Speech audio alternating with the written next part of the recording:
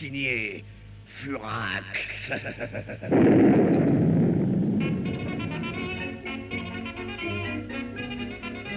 10e épisode.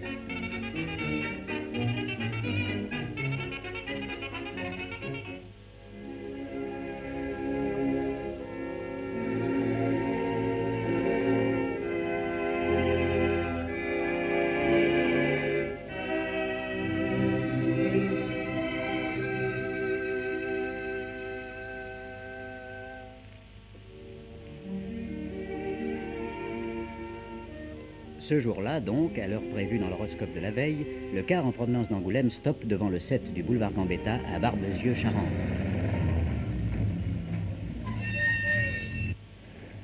Monsieur Fouvreau, chef de la DDT, en descend. Pardon, monsieur, est-ce que vous connaissez Black and White? Bien sûr, tout le monde ici. Leur adresse? 242 avenue de Belgique.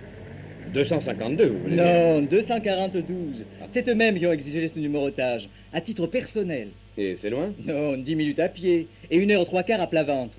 Vous prenez tout droit à gauche, puis à gauche, tout droit. Vous faites 2 fois le tour du champ de foire, vous... Mais non, merci, j'ai une boussole, je trouverai.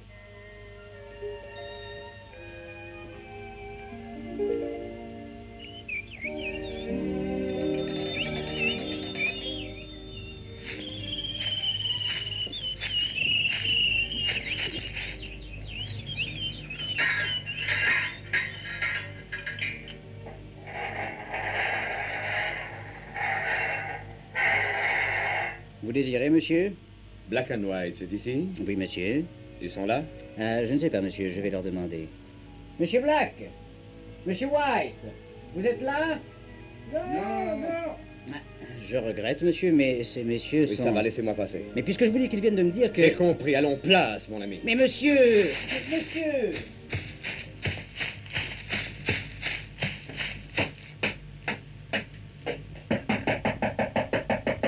Entrez. Messieurs Black and White, Ça se pourrait. Et alors? Fouvreau, chef de la DDT, Défense divisionnaire du territoire. Vous avez sans doute entendu parler de moi. Vaguement, vous savez, depuis que nous sommes retirés. Oui, bien sûr, bien sûr.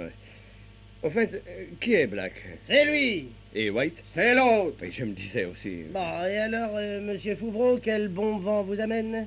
En fait, de bon vent, je crains que ce soit plutôt celui de l'orage. Oh, mauvais moral, monsieur Fouvreau. Non, mais... Ah, on sait bien ce que c'est. On va vous le remettre au beau fixe.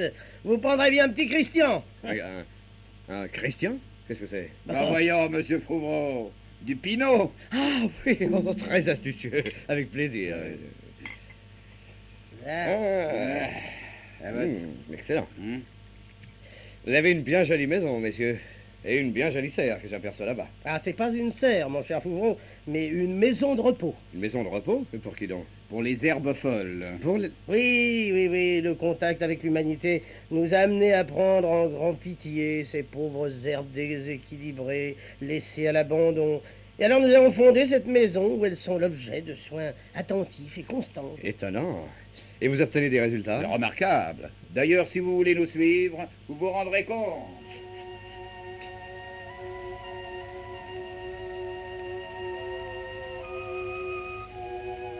Voilà, monsieur Fouvreau. Comme vous voyez, il y a là plusieurs pavillons spécialisés. Selon les cas. Exactement. Approchez, monsieur Fouvreau, n'ayez pas peur. Celles-ci ne sont pas dangereuses.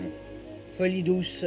Elles sont en bonne voie de guérison. Encore un peu jaune, bien sûr, mais le vert commence à revenir. Là, ma belle, là. Et dans ce pavillon, ces herbes? Ah, folie des grandeurs. Voyez comme elle se dresse ou cherche à s'élargir. Celle-ci se prend pour un chou-fleur. C'est autre pour un pain maritime. Très curieux. Et celle-ci? Celle-ci, folie mystique, consécutive à un chagrin d'amour. Eh oui, elle aimait un charmant roseau autour duquel elle s'enroulait et qu'un promeneur un jour arracha stupidement. Elle ne s'en est jamais consolée maintenant, toujours pointée vers le ciel. Monsieur Black, Monsieur White, qu'est-ce qu'il y a? Le numéro 136 vient de piquer une crise de délirium. Elle se tortille, elle se... Ah, mettez-lui la camisole de force en fil de nylon aéré. On La verra ça camisole. tout à l'heure. Hein? Un cas, hélas, désespéré. Lourde hérédité alcoolique. Elle a poussé dans une vigne de la région. Et ici, c'est le pays du cognac. Attention à celle-ci, monsieur Fouvreau. Reculez-vous, oui. Folie de la persécution, la pauvre. Elle croit qu'elle peut mordre. Et quels soins leur donnez-vous? Selon les cas, on les arrose avec des eaux dormantes pour les calmer ou avec du quinquina pour les remonter. Et quand elles sont guéries, qu'en faites-vous? Nous les repiquons dans les prairies où, de folles qu'elles étaient, elles reprennent leur existence d'herbes normales parmi leurs sœurs, les herbes saines. Ah, je vois, c'est passionnant. Ça doit être bien reposant pour vous. Oh oui, oh là. Et pourtant, pourriez-vous, le cas échéant, reprendre vos activités d'autrefois? Oh, vous savez, à quoi bon? On est bien ici. Le vin est bon. Ouais, les gens sont gentils. Écoutez, messieurs, j'aurais besoin de vous pour m'aider dans une tâche ardue. Vous êtes au courant sans doute des événements insolites qui se sont récemment déroulés. L'obélisque, le lion de Belfort, les grilles de la place Stanislas à Nancy, l'arc de triomphe d'Orange, subtilisé et remplacé par de grossières imitations, sans compter l'assassinat dans mon bureau de Léon, le conservateur. Oui, en effet, oui, on nous en a parlé. Hein. Oui, vous savez tout ça maintenant. Et chaque fois, un paraphe incroyable, signé Furax. Furax? Tiens, une vieille connaissance. Ouais. Il y a là un mystère, car je suis entièrement convaincu que ce n'est pas Furax qui est l'auteur de ces crimes. Mais qui alors? C'est là le mystère. Alors vous, Black and White, vous, les valeureux détectives qui vous êtes couverts de gloire dans l'affaire des barbus... Oui, c'est même pour ça qu'on s'est retiré à Barbezieux. Oui, ça ne vous dirait rien de reprendre du service? Oh, n'est-ce pas, à vrai dire? Oh, tout ça est si loin, on est si bien ici que... Non. À vrai dire... Non, monsieur Fauvreau. Non. Je vous demande pardon, messieurs. Oui. Il y a un monsieur qui demande à vous voir. Eh ben, faites-le attendre dans la salle à manger. Oui, il y a un monsieur qui demande à vous voir. Bah oui, mon vieux, vous l'avez déjà dit. Ah non, parce que ce n'est pas le même. Ah, il y a deux messieurs, alors? Un et un. Ah bon. Eh ben, écoutez, alors, nous sommes au salon. Alors, vous en mettez un à la salle à manger et l'autre... À la cuisine. Très bien, très bien. Chers amis, j'attendrai le temps qu'il faudra. Non, on ne sera pas long, monsieur Fouvreau. 5 minutes au maximum. Oui, un quart d'heure au minimum. Allez, viens, Black, allons Ouais. d'abord à la cuisine. Ouais.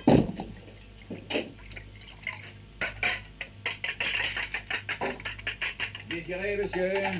Je suis Frédéric Le Barbousier, délégué du Rosbif. Du roast beef. Oui, le rassemblement officiel et syndical des barbus indépendants français. Tiens, les barbus. Oui. Furax est revenu, vous le savez. Il n'y a que vous qui puissiez lutter à armes égales avec lui. Nous? Oui, bon. Bien entendu, votre prix sera le nôtre. Bon, c'est pas une question d'argent, vous savez. Non, c'est notre tranquillité, notre bien-être. Votre réponse. Ben, laissez-nous réfléchir une dizaine de minutes. On va peut-être trouver quelque chose qui va nous Je décider. le souhaite. En attendant, on passe à la salle à manger. Vous allez déjeuner sans moi? Non, c'est un monsieur qui nous y attend. Tu viens, là? Bien. Monsieur? Vous désirez? Monsieur? Monsieur! Pourquoi il nous tourne le dos? Oh. Il est fâché? Ben, retournez-vous au moins. Bonjour, Black. Bonjour, White. Oh! Commissaire Socrate! À suivre. C'était signé Furax, 10e épisode. Avec Jean-Marie Amato, Maurice Viraud, Édith Fontaine, Claude Dasset, Paul Leperson, Robert Franz Laurence Kiesner, et les auteurs. Et de qui la mise en onde? Mais Pierre Arnaud de Chassis-Poulet, voyons. Signé Pierre Dac et Francis Blanche.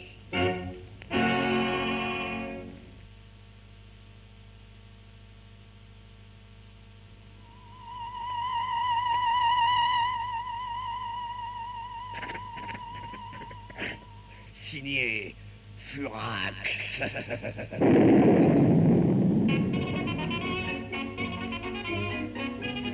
11e épisode.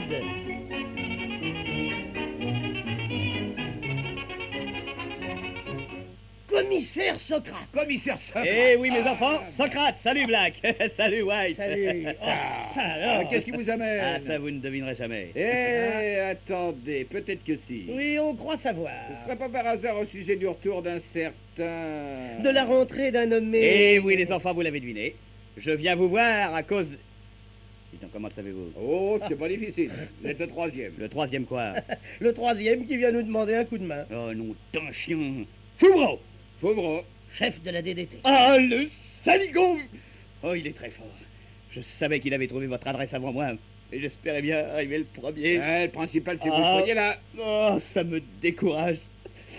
Vous connaissez, je suis un sentimental. Mais tout ça me tue. Cette DDT, cette police officieuse toujours mieux placée que nous. Cette lutte perpétuelle. Oh, ce déchirement atroce pour le cœur d'un vieux limier comme moi. Et puis surtout,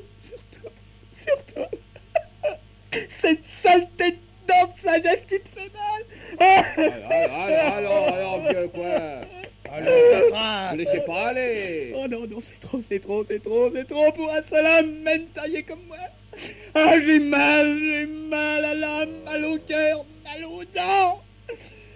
Mes bons amis, Socrate n'est plus Socrate. Et si, Socrate est Socrate. Non, Socrate n'est plus Socrate. Mais si Socrate était plus Socrate, on vous dirait pas que Socrate est Socrate, voyons, Socrate. Non. Alors, qu'est-ce qui ne va pas? Ah, vous voilà, Foumeau. Allez au diable. Trop loin. Décidément, je vous trouverai toujours sur mon chemin. Nous sommes tous les deux au service de l'ordre, mon cher Socrate. 2 précautions valent mieux qu'une. Prudence est mère de la sûreté. Méfiance est mère de la PJ. Vigilance est mère de la DDT. Vous voyez, nous sommes quittes. Fichez-moi la paix. Les mal aux dents. Laquelle? Ne regarde pas. Laquelle? Mon affaire. Allons, Socrate, faites pas la mauvaise tête, quoi. Dites où est votre dent de sagesse, quoi? Dans ma bouche. Arrêtez de bouder, à quoi ça vous avance? Allez, vieux, laissez-vous aller, allez. Celle-là ici, là. Ici, là. Celle-ci, là? Voilà, là, ici, là. Bon, gardez la bouche ouverte. Fermez les yeux. Voilà. Parfait. À présent, Socrate, vous n'avez plus mal aux dents. Oui. Vous m'entendez? Hein? Vous n'avez plus mal aux dents. Non. Je prends le mal. Je l'arrache. Je l'extirpe. Je l'empoigne. Je le tiens dans ma main. Oui. J'ouvre la porte. Et je vais le jeter dehors. Oh oui. Je le jette. Ah. Ouvrez les yeux. Vous avez toujours mal? Non, plus rien. Ah, Foumeau, vous êtes extraordinaire. C'est peu de choses. Oh, si, il est fameux. Ah, sensationnel, hein. Ah, qu'est-ce que je vous dois? Pensez-vous, je ne suis qu'un amateur. Vous me paierez mon taxi, voilà tout. Foumeau, je n'oublierai jamais ce que vous avez fait. Mais qu'est-ce qui se passe? Mais qu'est-ce qu'on entend? Black, ça doit être le barbu. Le représentant du syndicat? Oui. Hein? On l'avait oublié dans la pièce à côté. Mais qu'est-ce que vous avez? Monsieur le barbousier, qu'est-ce qui vous arrive? Oh, je ne sais pas. J'attendais tranquillement à côté. Oui. La porte s'est ouverte et tout d'un coup, j'ai senti une affreuse douleur. Où ça? Aux dents. Aux dents? Mon cher Socrate, rien ne se perd, rien ne se crée. Vous l'avez dit, Foumeau.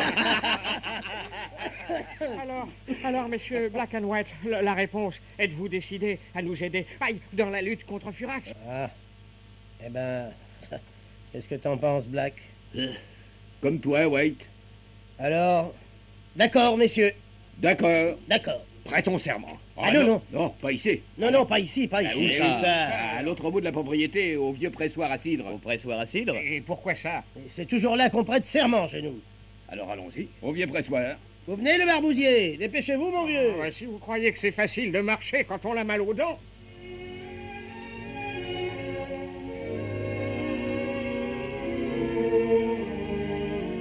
Voilà, c'est ici. Il est joli, ce vieux pressoir à cidre. Oui, c'est ici que nous allons prêter serment. Ce serment qui, en raison du lieu où nous sommes, prendra le nom de serment du jus de pomme. Alors attention, silence. Silence, l'avion, là-haut. Agaçant, ça. Nous jurons de pourchasser Furax. Quoi, Furax? Qui peut prouver que c'est lui? Hein? Qui? Eh ben, disons, l'ennemi invisible. Nous jurons de pourchasser l'ennemi invisible. Nous jurons de pourchasser l'ennemi invisible. Et d'unir nos forces pour la victoire totale. Et d'unir nos forces pour la victoire totale. Je le jure. Je le jure. Hé, regardez. Regardez cet avion qui tournait là-haut depuis 10 minutes. Regardez. Oh, nom d'un chien, on dirait que... Mais non, Non, il pique. Il pique, c'est voulu. Il pique sur votre maison. Mais oui, il est fou. Mais pas fou du tout, il le fait exprès. Regardez. il lâche quelque chose. À plat ventre.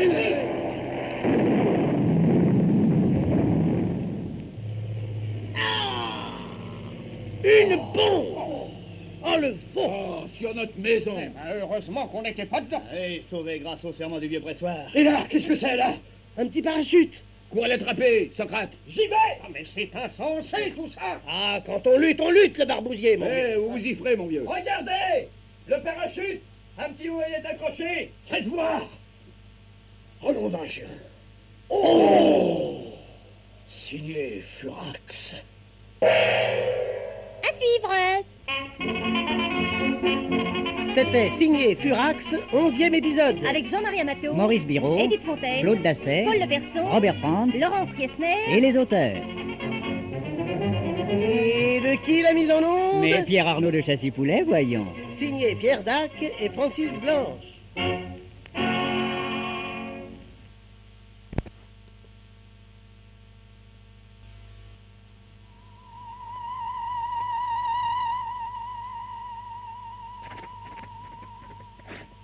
Signé Furax.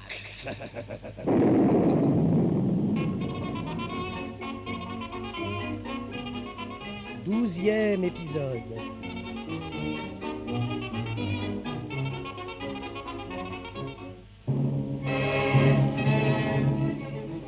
L'émotion et l'indignation soulèvent la population.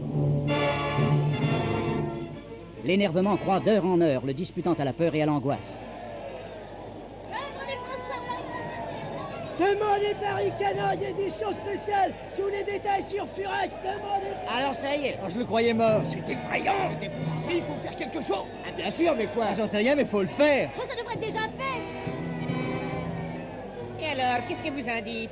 Quoi? Je dis, qu'est-ce que vous en dites? De quoi? Et de Furax. De qui? De Furax. Ah, vous avez un anthrax.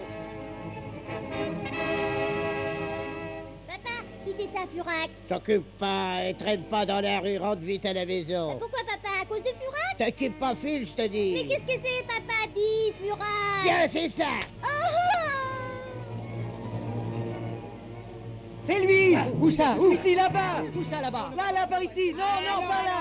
Non, c'est tu l'as pas du compte. Et ça tourne à la Lufthansa, j'ai du soir de Furax.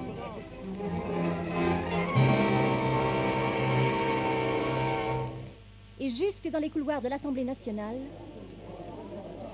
Ça peut pas continuer. C'est un scandale. Mais qu'est-ce qu'ils font? Mais qui ça, ils? Mais eux, tiens. Mon groupe votera contre. Et contre quoi? Mais j'en sais rien, mais on votera contre. À quel groupe appartenez-vous? Au groupe électrogène. Allez, rentrons, ça va barder, rentrons. Allons-y. Eh si.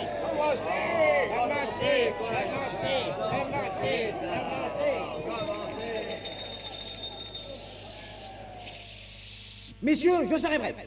Quelques mots seulement pour demander au gouvernement quelles mesures il compte prendre pour mettre fin aux criminels agissements de Furax. Il est inadmissible que cet ennemi numéro 1 puisse encore se livrer à ces exécrables agissements. Ma question est nette, quand et comment va-t-on se décider à agir?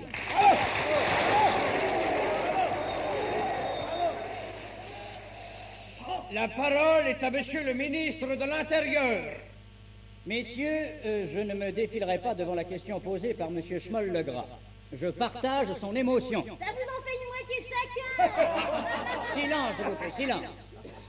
Le gouvernement a déjà envisagé l'éventualité de prendre toutes dispositions utiles selon les possibilités de son pouvoir, afin que sans faiblesse et avec la dernière énergie, puisse être déposé, dans un délai d'autant moins long qu'il sera plus court, un projet de loi concernant les mesures à prendre, le cas échéant, et, sous toute réserve, déterminant une action progressivement immédiate, afin que soient sauvegardés les intérêts supérieurs de la nation dans le respect des traditions républicaines et des institutions qui nous régissent. L'affaire Furax est l'objet de notre attention soutenue, et les services compétents sont à pied d'œuvre et la main dans la main pour redonner à ce pays la confiance avec laquelle je vous prie d'agréer, outre l'assurance de ma considération distinguée, l'expression de mes salutations empressées.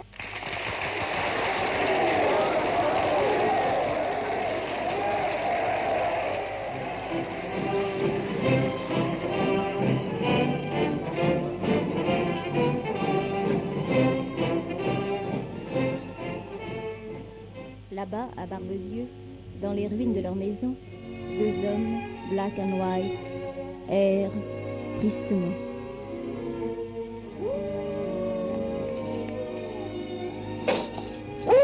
Tac,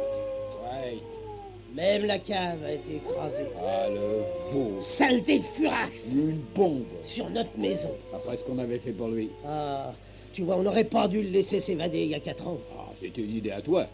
T'étais quand même bien d'accord. Ah, t'as tellement insisté. Moi, j'ai insisté. Ouais, T'es drôlement gonflé, alors là. Allez, alors, on va pas se disputer, quoi. Ah, non, t'as raison.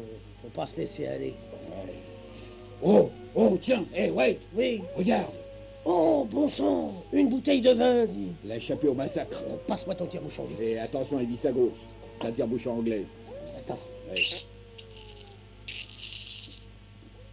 Ouais. Tiens, voilà. Merci, vieux. À toi l'honneur. Ouais. Et à toi, vieux. Ah, ça fait du bien, hein? Ouais.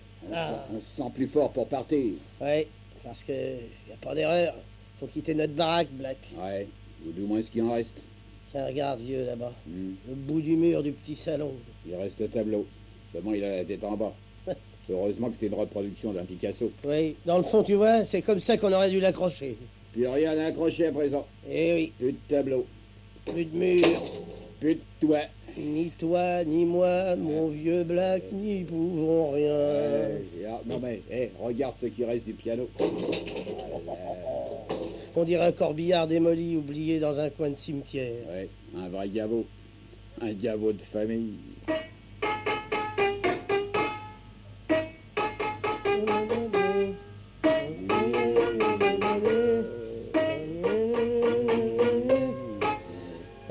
Tu vois, lui aussi, il nous dit de partir. Ouais, et de nous venger. De faire payer Furax. Allez, viens, White, va. On n'a plus rien à faire ici. Je te suis, Black.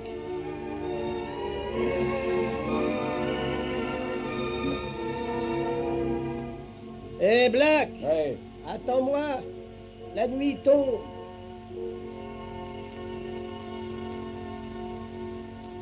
Bureau de Monsieur Fouvreau, chef de la DDT à Paris. Je continue, patron. Lisez, mademoiselle Fiotte, lisez. Oh, ça a l'air de vous faire du mal. Évidemment que ça fait du mal. Bien sûr que ça me démolit. Tous les plus beaux monuments de France qui foutent le camp les uns après les autres, remplacés par des imitations. À mon nez, à ma barbe. Bien sûr que ça me tue, mademoiselle Fiotte. Allez, continuez. De Rémoulin, dans le Gard. 3 arces de lac du Cromin au pont du Gard, disparues et remplacées par des fausses arces en sucre. Après 2 des colonnes de la place des Quinconces à Bordeaux, sanzées contre des fausses en matière plastique. Ensuite. De Rouen, la statue de Jeanne d'Arc au Vieux-Marseille, imitation en pain d'épices dorées. Continuez. De Dison, le puits de Jacob, grossière imitation en boule de gomme agglomérée. De Sartre... Assez. Bien entendu, à chaque fois... À chaque fois... La même formule. La même. Signé Furax. Signé Furax. Oui. Ah, je vous le passe. C'est pour vous, patron. Ici Fouvreau. Écoutez bien, monsieur Fouvreau. N'essayez pas d'entraver notre action comme vous avez l'intention de le faire. Qui est à l'appareil? Messieurs Black and White et Socrate feront bien d'aligner également leur conduite. Qui est à l'appareil? Nous avons raté de peu à Barbezieux avec la bombe. Considérez que c'est un avertissement. Qui est à l'appareil? Devinez. À suivre. C'était signé Furax, 12e épisode. Avec Jean-Marie Amato, Maurice Biraud, Edith Fontaine, Claude Dasset, Paul Leperson, Robert Franz Laurence Riesner et les auteurs. Et de qui la mise en onde? Mais Pierre Arnaud de Châssy-Poulet, voyons. Signé Pierre Dac et Francis Blanche.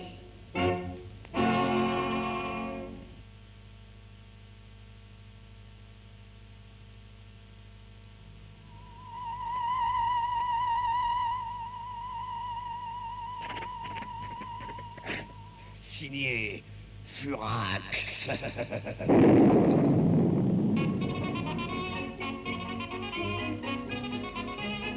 14e épisode.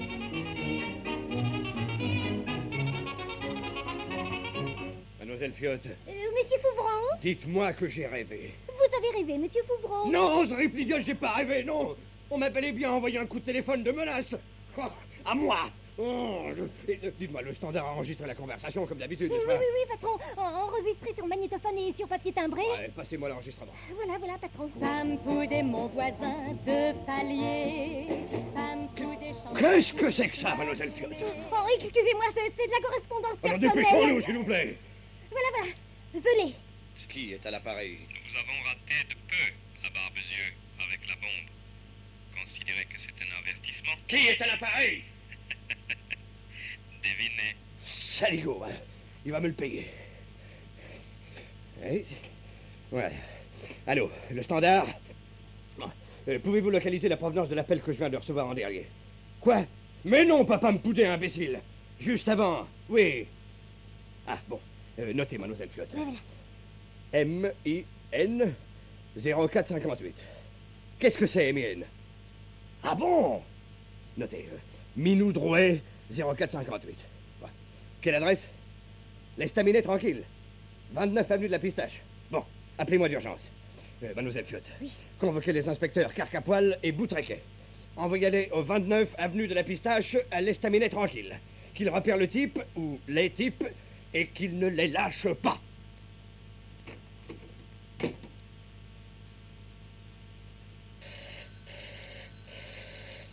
Allô? L'Estaminet tranquille? Ici, la défense divisionnaire du territoire. Écoutez-moi. Un bonhomme vient de téléphoner il y a quelques instants. Oui. Ah, ils sont deux. Bon. Retenez-les coûte que coûte. Jusqu'à l'arrivée de mes hommes. Comment? Et comme vous voudrez, je m'en fiche. Gagnez du temps. Compris? Parfait. Alors, patron? Mademoiselle Fiotte, le vent commence à tourner.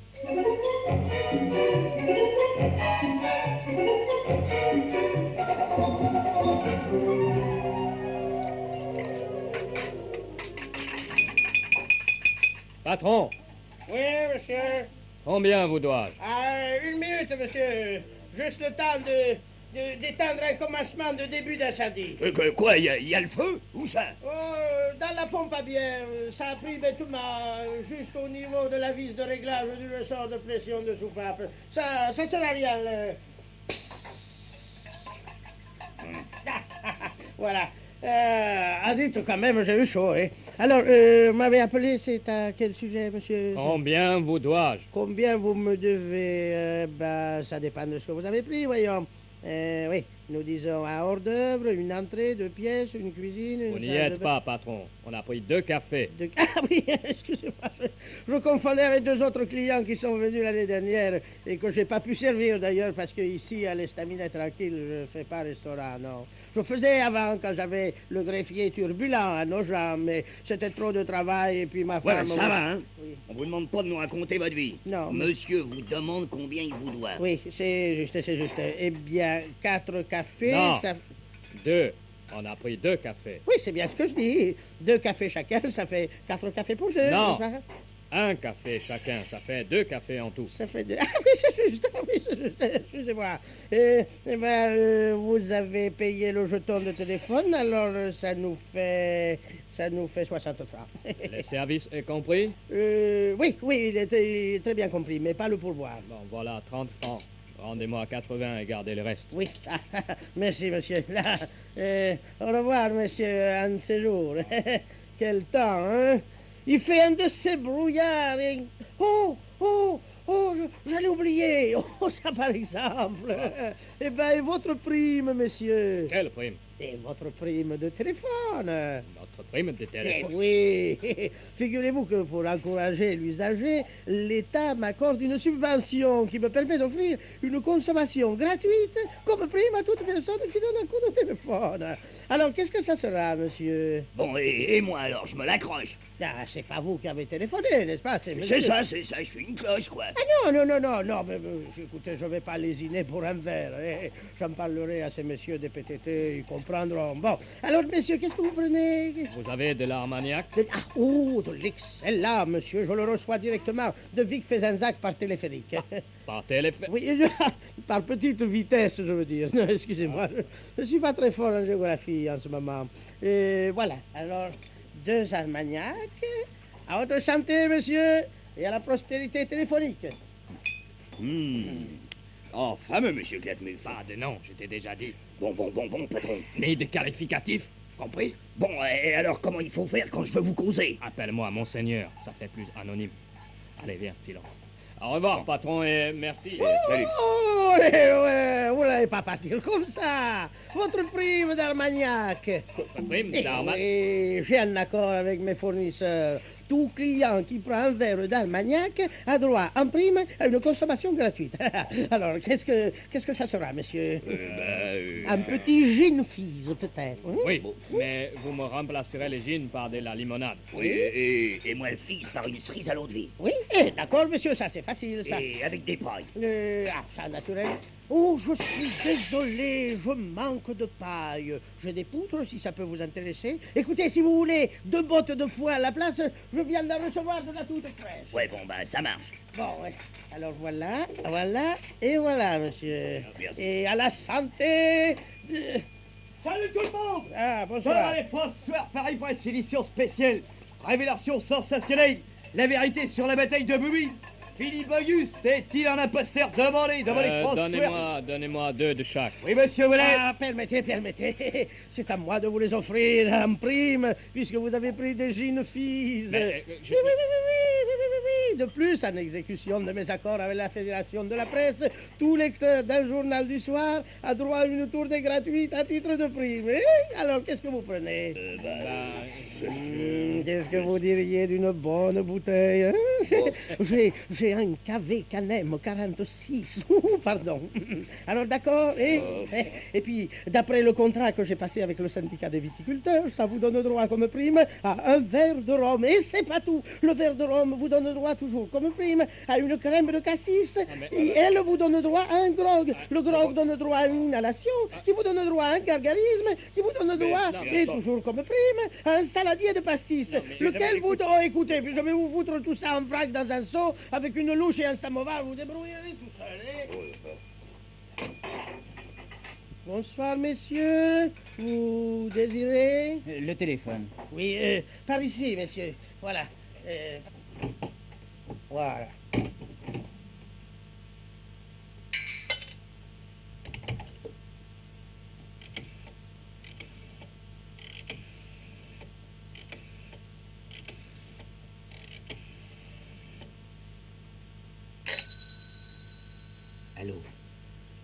Allô, la DDT?